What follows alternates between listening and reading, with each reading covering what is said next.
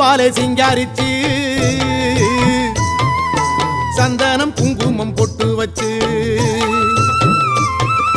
சக்தி கரகத்து உச்சியிலே பச்சை கிளி ஒண்ணு சூட்டி வச்சு சாமந்தி பூவாலே சிங்காரித்து